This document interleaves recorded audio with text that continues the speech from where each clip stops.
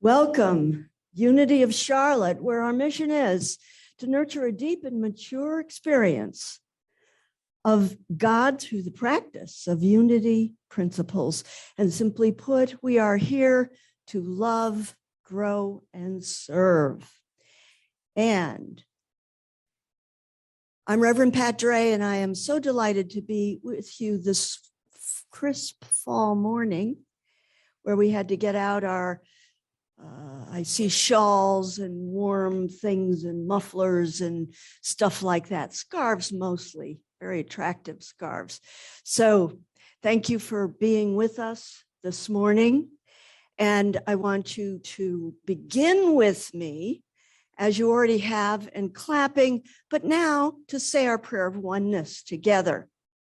There is one presence and one power in my life, in the universe, God, the good omnipotence. And, you know, we've had a sound glitch, but you're going to get, those of you joining us on Zoom or YouTube, you're going to have an acceptable recording. So we're pleased about that. But when we experienced this glitch, there were a few of us whispering behind the scenes, if we didn't get Reverend Robin on our platform this morning, what would we do? And you know, thoughts are things.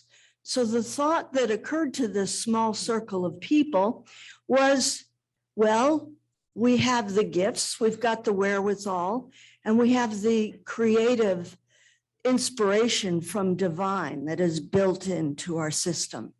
And so we didn't move to fear, we moved to creative thought.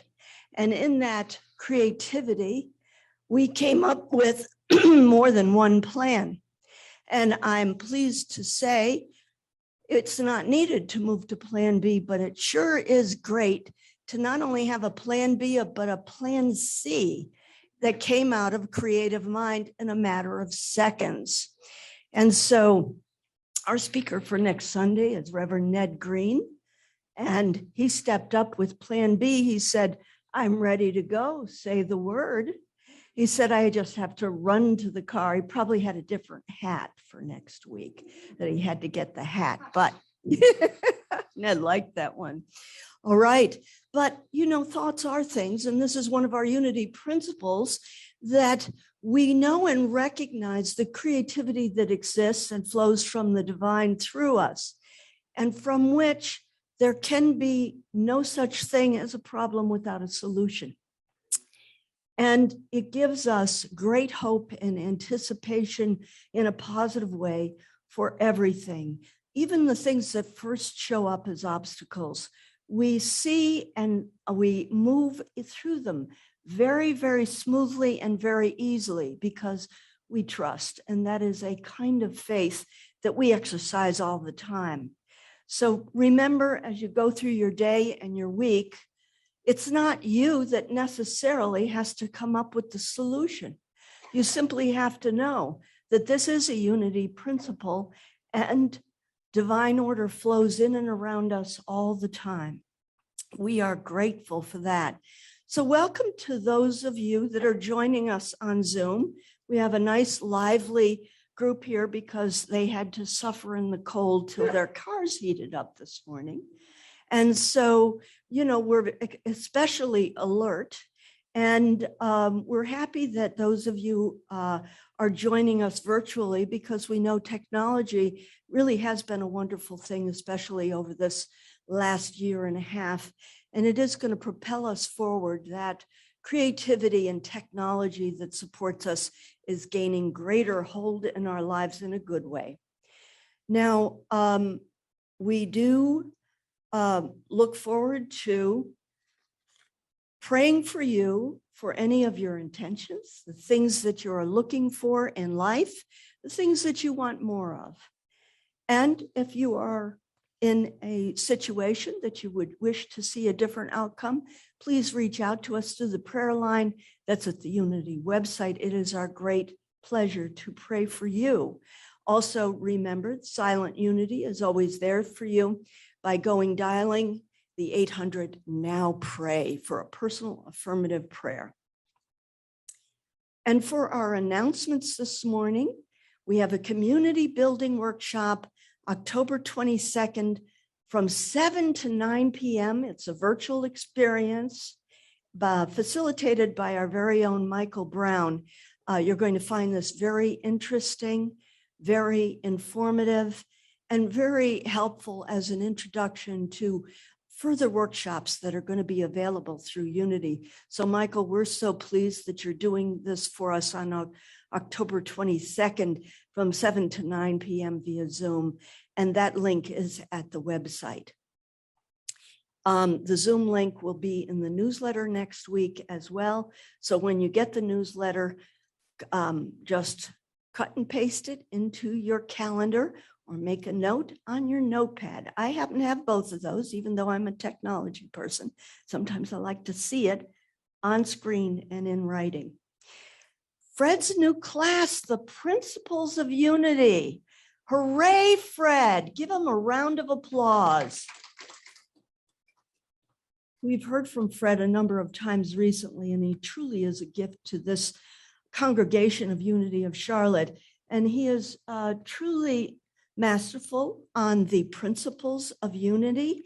And this is his class, of which he knows so well and expresses so eloquently. So please join us live, L-I-V-E, live in the prayer room on Friday, October 29th. Now you can remember this by simply saying to yourself, there's something important happening the Friday before Halloween. I better be there at 10 a.m. in the morning, which is a very gentle time because you got time to get up and get breakfast and shower and get over to this lovely church and be in the presence of other people for the class. October 29th at 10 a.m. And Fred, we're excited to be with you. I'm planning to be there. Yes. As a friend of mine used to say in my younger days, be there or be square. So I wouldn't be considered square. I would be there. So the book club meets next week. The book club meets today at 11 a.m. on Zoom. The book is Expecting Adam by Martha Beck. Affirmative prayer on Tuesday evenings at 7:15 on Zoom is a wonderful group that holds a high consciousness, both for the Unity of Charlotte as well as the city of Charlotte and way beyond. It's a marvelous experience. It sets the pace for your entire week, and you'll find it to be a somewhat brief, 45 minutes, but very powerful in your own life and making change in the world. So I appreciate our very own Barbara Rolfe for doing that, as well as the class Path of Initiation, which is on Wednesdays at 1 p.m. via Zoom. So keep both of those in mind. The men's group meets in person at the church on the second and fourth Wednesdays at 9:30 a.m. And the Course in Miracles meets on Thursdays at 9:30 a.m. via Zoom. All of those links are within easy reach at our website. And if you're ever in doubt, you can email me at patdre@gmail or Alan Batten at Gmail. Yes, Alan Batten at Gmail. And we're happy to send you if you're in the lurch for those links. And finally, we are expanding our team of ushers and greeters. And you know what? It's really easy and it's really fun. And you know, people remember you when you're a greeter because it's the first thing they see when they come in the door, that joyful face. And I encourage you to join our usher group by seeing Maria for details. And there is Maria right there. She's been doing it a long time. In fact, she has what we call a greeter personality. So it's my pleasure to invite our next speaker. Am I supposed to do the minister prayer? Okay, and so we are going to do our minister prayer right now. If I happen to have a copy of it here. And if I don't, we will do it later. We will do it later, no problem. Is it on there? It's on the PowerPoint. And the PowerPoint? It's on your desk. It's right here. It's right here. You see, Alan never misses a beat, and I count on that. And it's right here.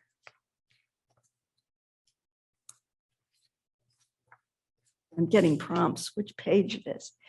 So if you recall, you can say it with me. If you have difficulty remembering the words, as you know, I have the copy right here. So just join with me in knowing the truth of this, the affirmation for our new minister. Together, we affirm that we are calling in and are ready to receive another wonderful minister who is heart-centered, wise, sincere, humorous, and collaborative, and who openly walks the spiritual path of love, growth, and service. And so it is. So Ned went out to his car to get his other hat so that he can wear it if he so chooses. And I am going to speak about being flexible of mind. Flexibility is a very important quality to have. And this is what I've noticed. As I add birthdays, being flexible as an adult becomes much more important. When we're talking about turn, you remember that thing you would do as a child? You would spin around and spin around until you were almost toppling over. And you could do it. Would you do it today? Most of the people in my cohort group don't like that experience. And as a matter of fact, we have to be careful even going around corners. Everybody except Fred. Fred does not have that problem. No, he doesn't. However, that's because I don't spin around. You don't need to. You know what direction you're going in. And so I am reminded about an experience I had as a younger woman. I was getting on a flight. Now, I would say this was probably in the late 80s. And in those days, when people got on flights, no matter what gender they identified with, we were all dressed up. We would have pantyhose and heels and suits and ties, and we looked like we were going to walk off to an audience of 1,000 people. I'm glad those days have changed. However, my attitudes at the time were somewhat fixed. And there was a gentleman in front of me who had an old backpack. He had hair, long gray hair, kind of flying all over the place. And he had a pair of dungarees on and a plaid shirt. And he kind of looked a little raggedy. And I thought to myself, I said, oh my goodness, look at this man getting on this flight. He doesn't look like he's got it all together. Now, I lived in Syracuse, New York at the time. And there are a lot of people in Syracuse, New York, even though it may be a somewhat small town, who are actually quite famous. And later on in the flight, I was to learn his identity because there were people all over the back of the flight saying hello to him. Oh, hi, is that you, Dan? Oh, Dan, I haven't seen you for a couple of years. What have you been up to? Et cetera, et cetera. And then another one would turn around, they'd say, is Dan? Oh, and then I realized this person was a very prominent person. Some of you may remember this. In my cohort group, the Berrigan brothers, some of whom were priests, and some of whom were the brothers and sisters, but mostly brothers, and some who were lay people, very famous. They were the blood on the the airplane in Maryland. And they were incarcerated, as the government does treat people who so-called defaced government property. And this was one of the Berrigan brothers. And this one man and that family lived a life of very high ideals, high ethical standards, high morality, doing what they believed would support truth and justice, no matter what the consequences were. So when I talk about turn, turn, turn, I think to myself about some of the rigid attitudes that I have had and held on to. And I sometimes just simply say to myself what I need to, which is, congratulations, you have come so far, Pat. The Berrigan brothers were who they were, and they knew what they were here to do. Perhaps you didn't recognize them at the time, but every time you get on a flight, you look around and say, I know I must be in the midst of somebody who is akin to the Berrigan brothers. So that's my message today about turn, turn, turn, and being able to opt quickly for plan B or plan C, no panic. And now I hand the platform over to my very dear and longstanding friend of New Thought, Reverend Ned Green, who actually graduated from ministry with me, or I should say I graduated with him. He inspired me all the way through my practitioner to my ministry. He is truly a person that I look to and look up to for interpretations about New Thought. Please give a warm welcome, my Reverend Ned Green, Plan B.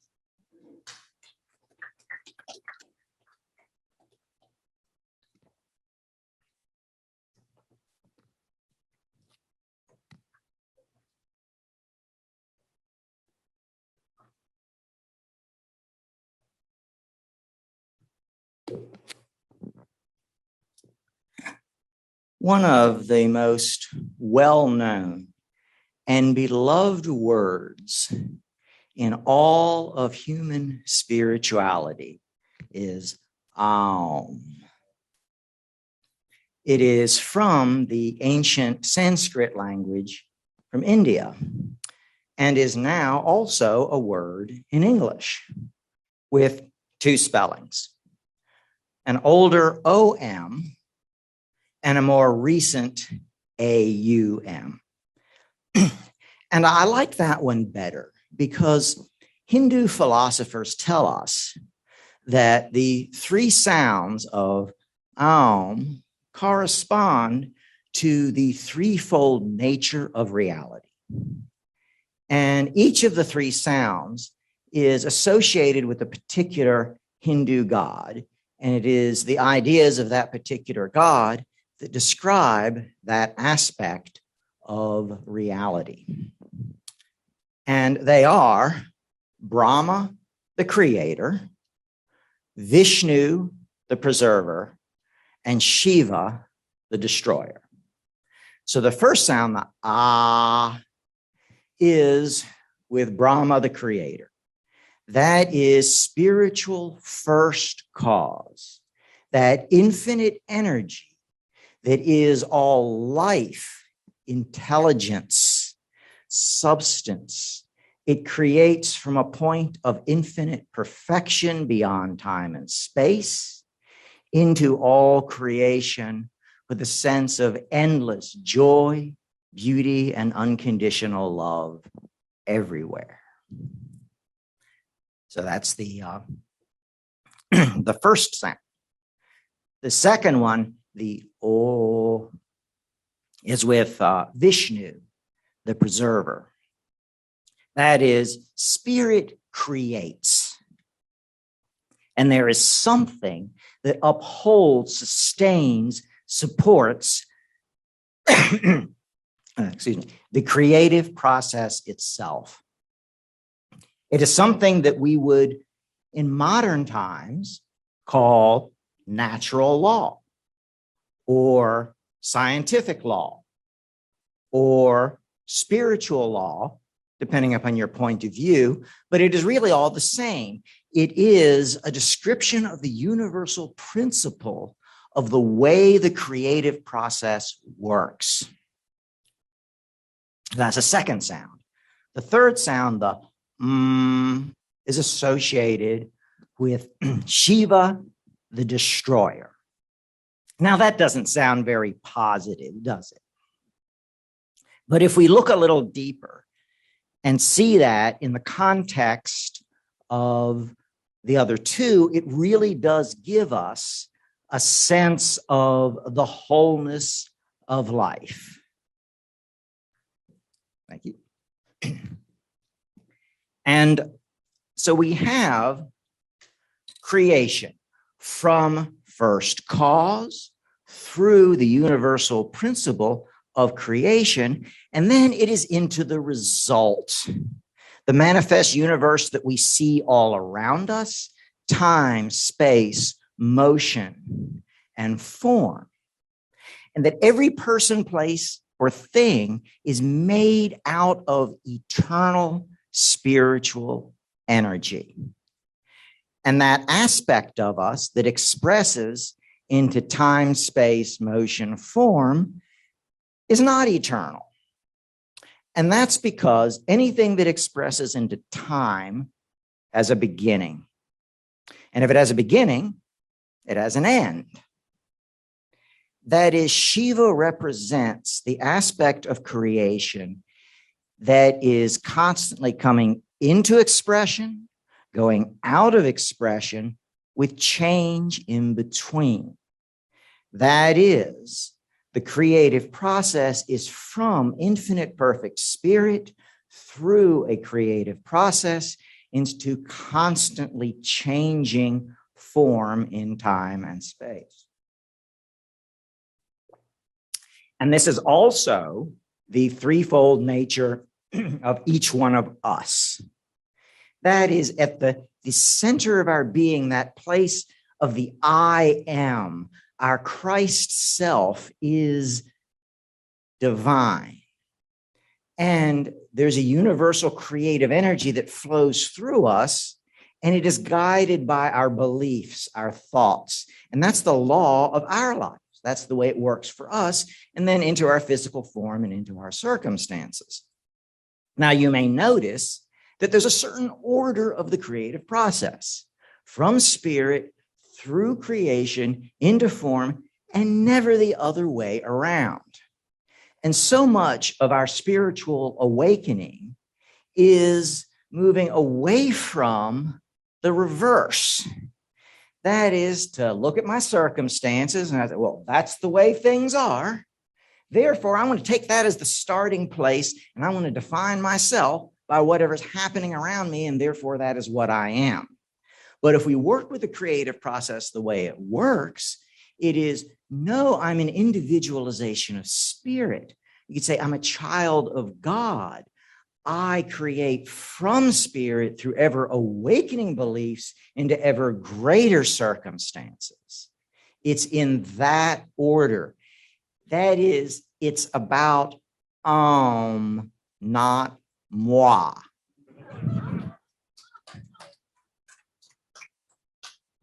And moi is not French, it's backwards. And so those are the three sounds of the Oum and their meaning. Now, some teachers say there's a fourth part of the Oum. That is, when you say it, then there's a silence. And that in that silence, stop, let go, let God, and know we are one with all. A lot of meaning for something that doesn't have any sound, but that's what we're told that it means. Now, the Oum has been described as the sound of universal creation, sound of creation. And it is a beautifully crafted word. That is, if we start with the we feel it in the back of our mouth near our throat, and it has a certain vibration. And then we move to the next sound, the oh. It moves to the middle of the mouth, and the vibration increases. And then the is in the front of the mouth, and that vibration's even more than the other two. So we have a movement. We can feel it in our mouth, an increasing vibration, and that symbolizes the movement of the creative process. And let's share saying the Om together 3 times, followed by a silence, and feel that movement of the vibration. So together, Ah.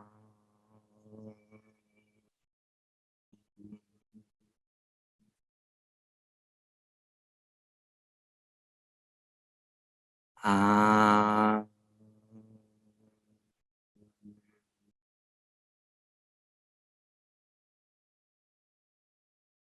Ah.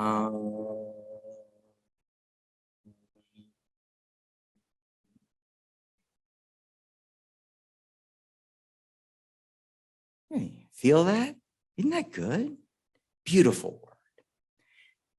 Now, the word Om is now in English because several hundred years ago, some explorers went from England to Asia and brought back a number of ideas and words, karma, chakra, Om, and some other ideas like that, and it entered the English language that way. But it also entered English in a different way much earlier.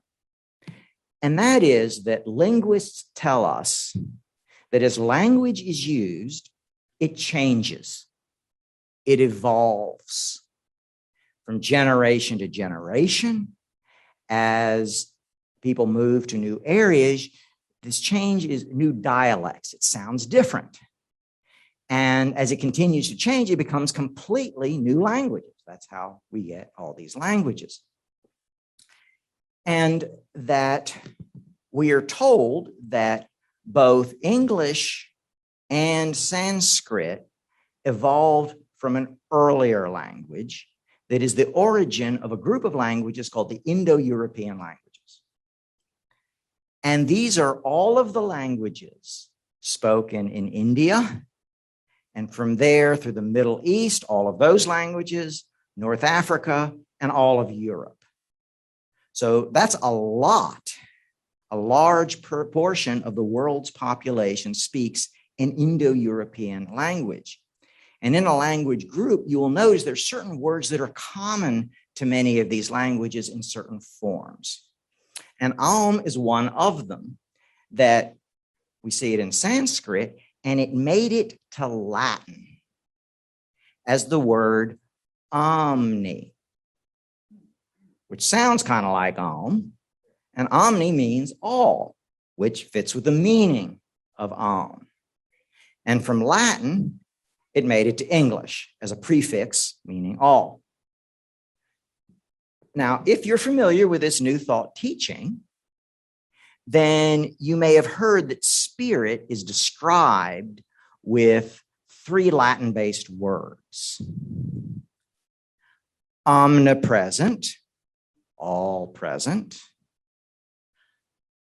Omniscient, all knowing.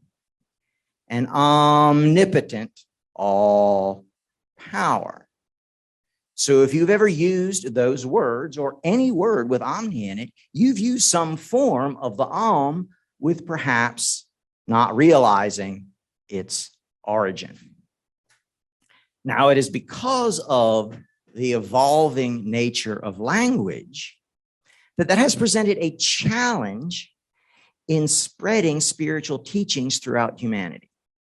That is, that throughout the human experience, there have been individuals and groups of individuals who have had deep, profound realizations of our connection with infinite spiritual perfection, with our connection with each other, and that they taught these things to the people around them in the language of that time and place, and it was written down, and that these had become the basis of the world's religions and spiritual teachings.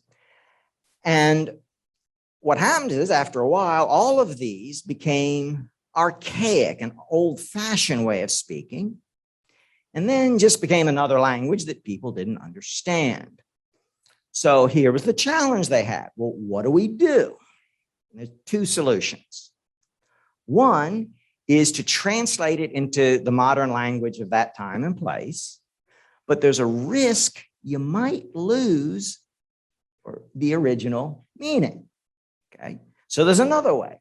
Keep the old language as a dead language that certain people would learn as a second language to preserve the original meaning, and the population in general would know some part of it. They knew a number of words and phrases and some of it, but they really wouldn't understand the language. So in that case, the people of that particular teaching would need perhaps an explanation of, why is your religion in a language you don't understand? So one of them could be, well, this is the original language. Okay? Or they might say, oh, this is God's language. That's the one God speaks. Or, oh, it's a perfect language that vibrates with the word, with the thing that it's describing. Something like that. Now, there was a spiritual teacher who had an opinion about all of this, and that was the Buddha. He lived 2,500 years ago in a Hindu community in northern India. And they spoke this language called Pali. And he taught that through spiritual practice, we could become so aware of our spiritual nature that we could overcome all suffering. And he said about Sanskrit, which by his time was a long dead language. He said, if you don't understand it, forget Sanskrit. The language that the universe speaks to you is the language you are thinking in now. That is the sacred language. And that language was Pali, and they wrote it down in the Pali language. And the Buddhists have been pretty good over the centuries of translating the Buddhist teachings to whatever language they happen to be operating in. Sometimes you'd have words from neighboring languages and a few words still in Pali, which is now a dead language. And ironically, some of it in Sanskrit, including a popular Buddhist affirmation, which is Om Mani Padme Hum. Perhaps you've heard this. And I've seen a translation in English of this affirmation. Om Mani Padme Hum is greetings to the jewel in the lotus in the heart. Okay. Now, if you notice, the first word is Om, translated as greeting, like, hey, how you doing? Which is a pretty good example of translating a sacred word into the current language and not only changing it, but really totally losing its meaning. Okay, so let's look at what is the real meaning of this affirmation. So Om, we've already covered. It's a sound of creation. So the next word is Mane, which means jewel, gemstone, crystal. And its meaning is eternal, unchanging spiritual truth. And a gemstone, I think, is a pretty good symbol for that. Because imagine a house with all the things in it that a house would normally have, and it's abandoned several thousand years ago. Archaeologists find it with all the things in it, and whatever condition that those things might be in, which may not be that good, But if they find a jewel, a sapphire, ruby, diamond, something like that, that's the one thing in that house that's going to be in the same condition as it was thousands of years ago. Now, jewels really don't last forever, despite that ad trying to sell us diamonds, but they do last a long time. So that's what that means. So that's the Mani, the unchanging spiritual truth.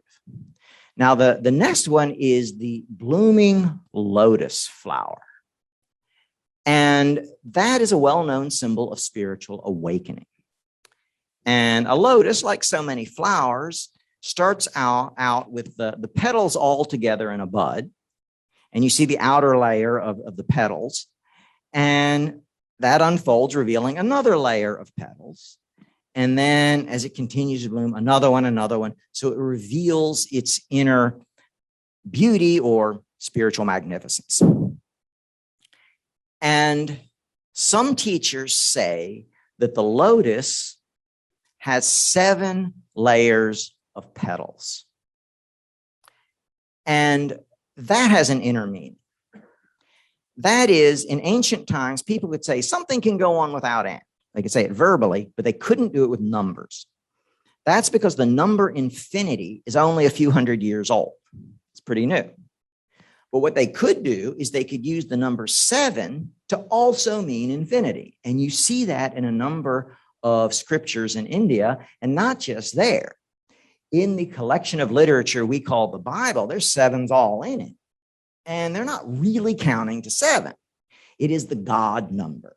That's the infinity number. So if you read these stories and look for the inner meaning of these, you will see that it fits. Yeah, that makes sense. They're really saying infinity. So here, what it's saying with the unfolding lotus flower is that our spiritual awakening within and toward the direction of that unchanging spiritual truth, represented by the gemstone, never ends.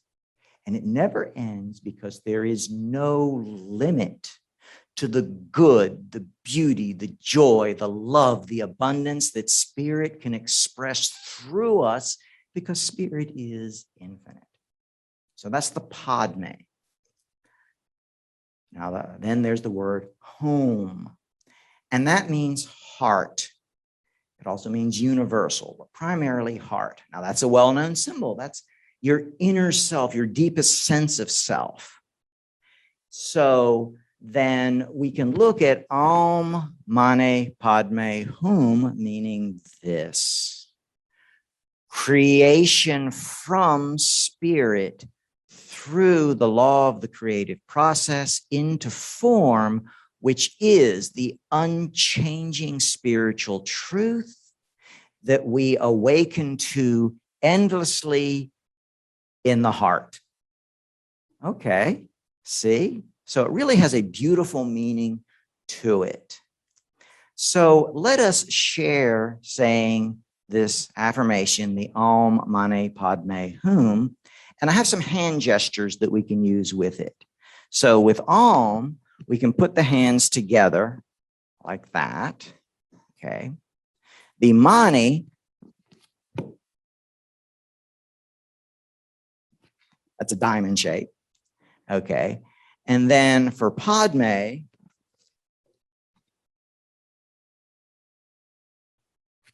the blooming flower, and then Hum, heart, hands on the heart. Okay, so let us say this together. Aum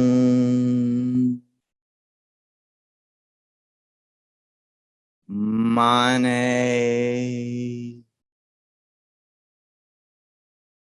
Padme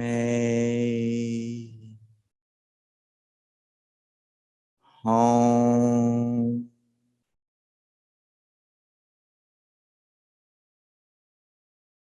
Beautiful affirmation, isn't it? Now, it's in the Sanskrit language. And if you want to translate the word affirmation into Sanskrit, that's mantra.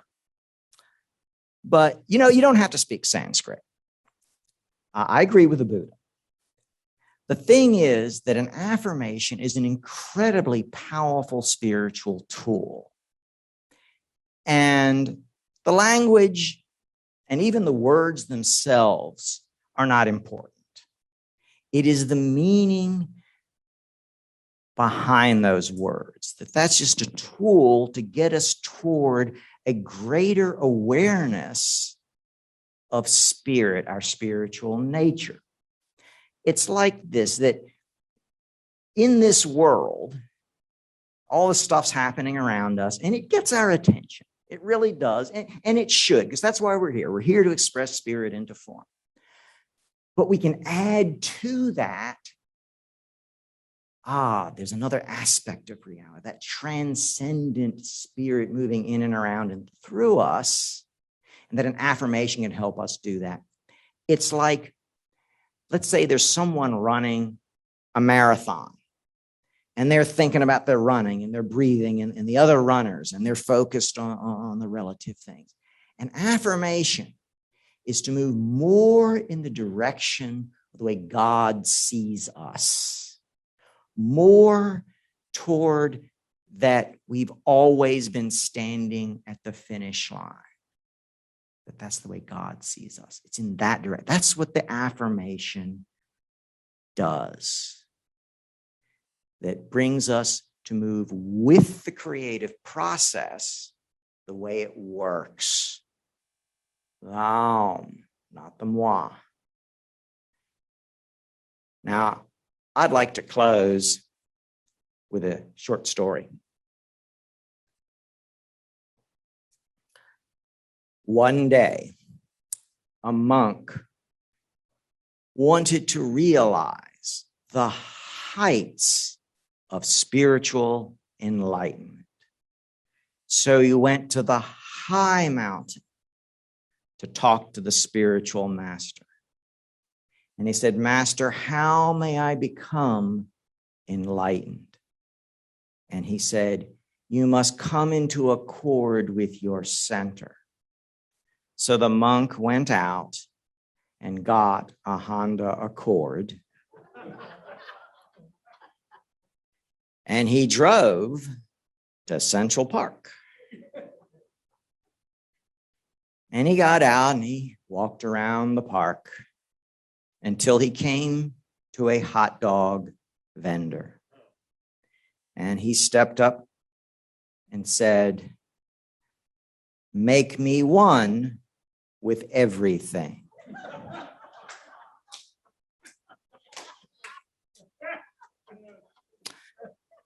And the vendor prepared the monk a hot dog and handed it to him. And then the monk gave the vendor a $20 bill. And they stood in the silence. And then the monk said, "Where is my change?" And the vendor said, "Change must come from within." So the monk went within a nearby YMCA and changed into his exercise clothes. And he went to the track to run. And he ran, and he ran, and he ran until he realized that he had been standing at the finish line all along, and thus became enlightened inside a joke with 7 punchlines. And so it is.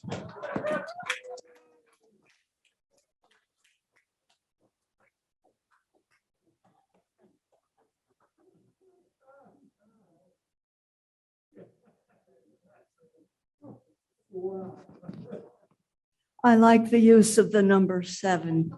That was an infinite joke.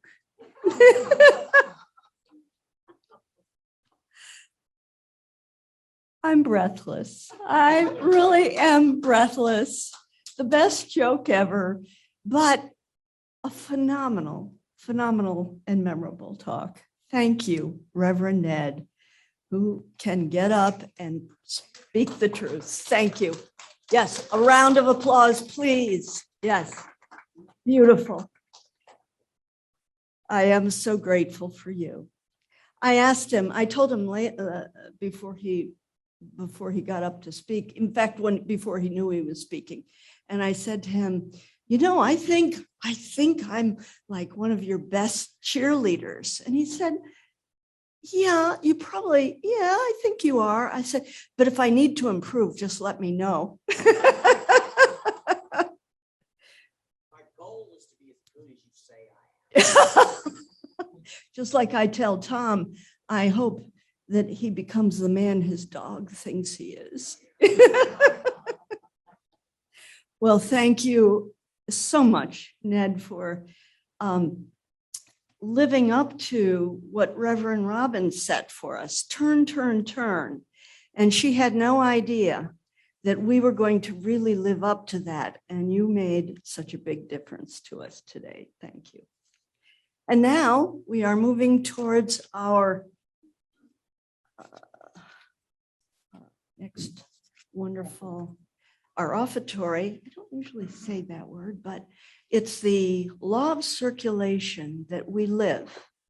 And we're living in the law of circulation today, and it shows up with all of you, with our music, with our turning on a dime, and with our affirming life and the circulation that we live in.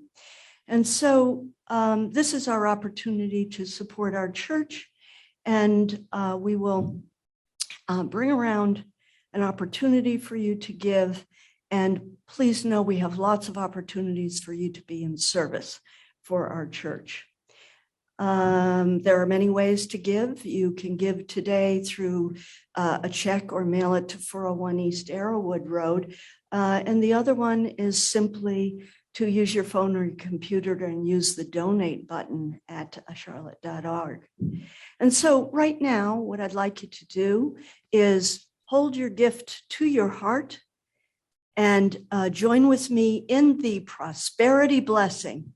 Joyously, I give this gift, knowing the divine presence blesses and multiplies all that I am, all that I have, all that I give, and all that I receive. Thank you, God. The light of God surrounds us. The love of God enfolds us. The power of God protects us. The presence of God watches over us wherever God is, and all is well.